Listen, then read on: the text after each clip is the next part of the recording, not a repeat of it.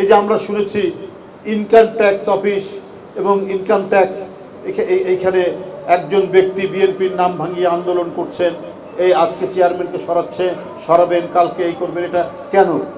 তাকে কে দায়িত্ব দিবে? আমি তো সিনিয়র যুগ্ম মহাসচিব, আমি তো জানি না।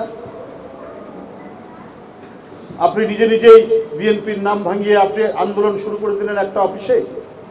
সেখানে তো আমাদের আরো অনেক বিএনপির নেতৃবৃন্দ আছেন, তারা তো জানে না। বিভিন্ন ক্ষেত্রে বিভিন্ন ডিপার্টমেন্টে এই ধরনের একটা মানে সুবিধাবাদী গোষ্ঠী, একটা চক্র, তারা নানাভাবে বিভ্রান্ত করার চেষ্টা করছে। যে কঠিন রাজনীতি আমরা 16 বছর পার করে এসেছি, এখন আমরা প্রত্যাশা করছি একটা সামনে ভালো রাজনীতি হবে।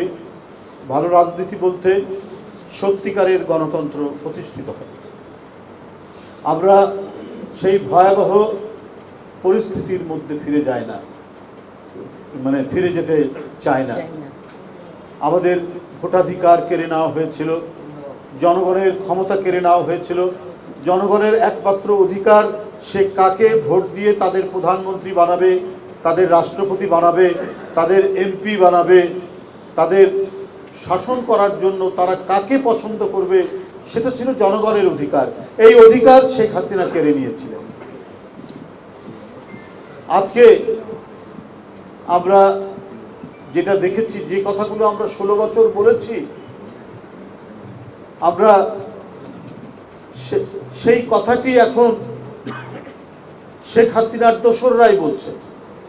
হাবিবুল আউয়াল গতকাল বলেছেন যে 2024 এবং তার আগের নির্বাচনগুলো ছিল ডামি নির্বাচন। তো এই ডামি নির্বাচনের কথা তো আমরা তখনই জোরালোভাবে বলে এসেছি বলেই আমাদেরকে গ্রেপ্তার করা হয়েছে, আমাদেরকে রিমান্ডে নেওয়া হয়েছে, আমাদের অনেক ছেলেকে অদৃশ্য করা হয়েছে, অনেককে নদীর ধারে, খালের ধারে ক্রস ফায়ার করে হত্যা করা হয়েছে। কাউকে ধরে নিয়ে গিয়ে রিমান্ডে পায়ের নখ তুলে নেওয়া হয়েছে, কারো আঙুলের নখ তুলে নেওয়া হয়েছে, কারো শরীর ক্ষতবিক্ষত করা হয়েছে। এবং এই ডামি নির্বাচন প্রতিহত করার জন্য যারা নিয়মতান্ত্রিক সংগ্রাম করেছে, তারও অসংখ্য নেতাকর্মী পঙ্গুত্ব বরণ করেছেন এবং অন্ধ হয়ে গেছেন। 200-300-র মতো বিএনপি এবং গণতন্ত্রের জন্য যারা লড়াই করেছেন তারা। আজকে হাবিবুল আউয়াল বলছেন ডামি নির্বাচন হয়েছে। আপনি তো শিক্ষিত লোক ছিলেন, আপনি সচিব ছিলেন, আপনার সেদিন বিবেকে বাঁধেনি যে আপনার এই ভুল কাজটি করার জন্য, আপনার এই অন্যায় কাজটি করার জন্য এটা চেইন রিয়াকশন হিসাবে জনগণ এবং দেশের কত ক্ষতি হবে? এখানে এই যে একটি ভোটারবিহীন ডামি নির্বাচন, তাহলে এটি অবৈধ নির্বাচন। তাহলে শেখ হাসিনার নেতৃত্বে যেটি ছিল সেটি অবৈধ পার্লামেন্ট, অবৈধ সংসদ সদস্য, অবৈধ প্রধানমন্ত্রী, অবৈধ রাষ্ট্রপতি, এবং তাদের হাত দিয়ে যারা নিয়োগ পেয়েছিলেন, সচিব বলুন আর বিভিন্ন কর্পোরেশনের কর্মকর্তারা বলুন, তারা প্রত্যেকেই অবৈধ এবং তাদের নিয়োগকৃত বিচারকরাও অবৈধ ছিলেন এবং তাদের দেওয়ার রায়গুলোও ছিল অবৈধ।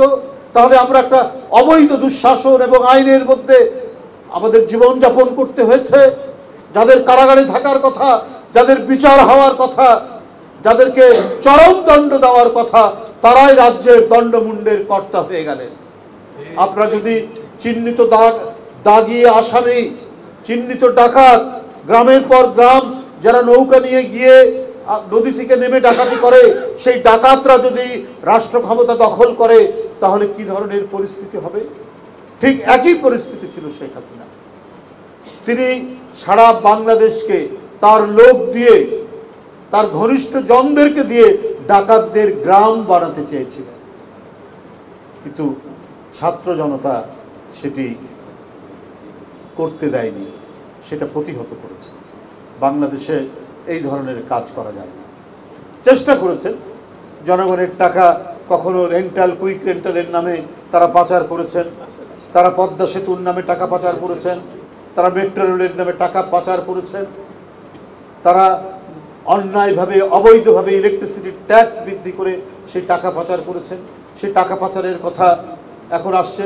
এবং শেখ হাসিনা নিজে বলতেন যে বাংলাদেশে আমার কোনো সম্পত্তি নেই, আমার কিছু নেই। এখন তার সহায় সম্পত্তি, তার এমনিতে তার আত্মীয় স্বজন ছেলে মেয়ের নামে তো আমরা জানি, পূর্বাচলে তো একটা পেয়েছি। এখন হাসিনা বিভিন্ন নামে তার নিজের সম্পত্তি করেছেন, সেটারও তো খবর গণমাধ্যমে বেরিয়ে এসেছে। তাহলে আমরা কোথায়, কোন অবস্থায় আমরা বসবাস করেছি সেই সময়?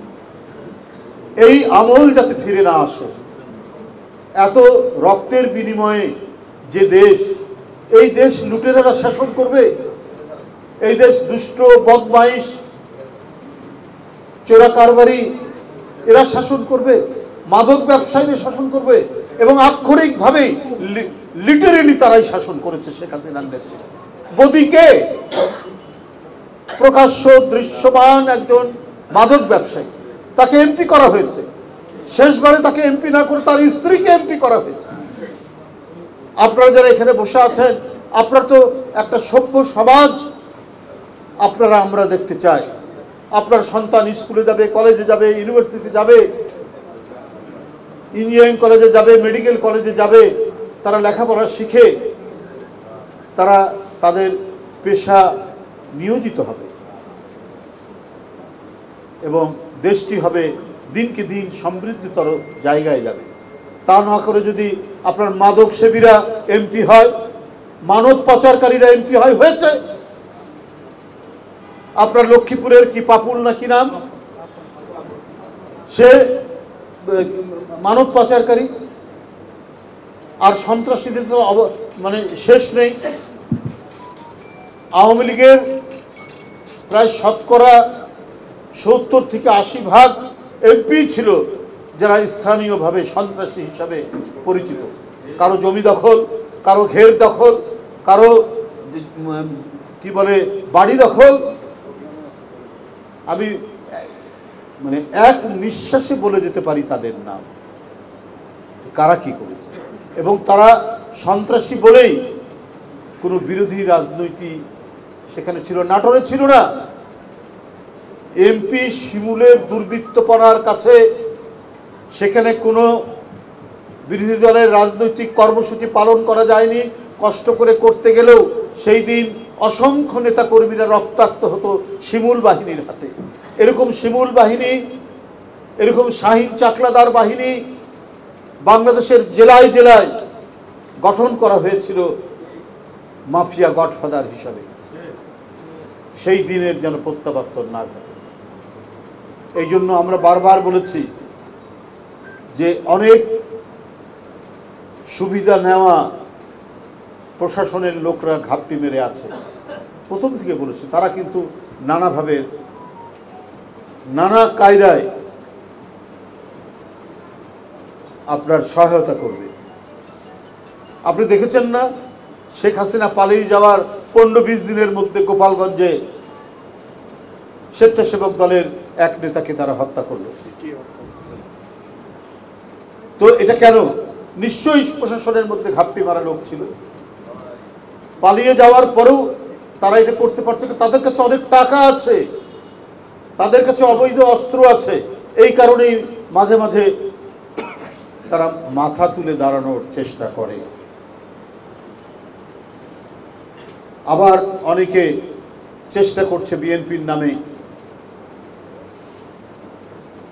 নতুন করে তারা কিছু করার, আধিপত্য বিস্তার করার, একে তাকে বিভিন্ন অভিধায় অভিযুক্ত করে কথা বলার চেষ্টা করছে। এদেরকে আপনারা যারা জাতীয়তাবাদী দর্শনে বিশ্বাসী, আমি বলবো শুধু রাজনীতি নয়, তাদেরকে সতর্ক থাকবেন।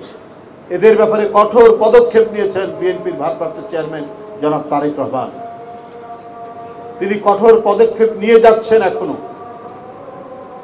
কিন্তু অনেকে নাম ভাঙিয়ে অনেক কিছু করছে। এই যে আমরা শুনেছি ইনকাম ট্যাক্স অফিস এবং ইনকাম ট্যাক্স, এইখানে একজন ব্যক্তি বিএনপির নাম ভাঙিয়ে আন্দোলন করছেন।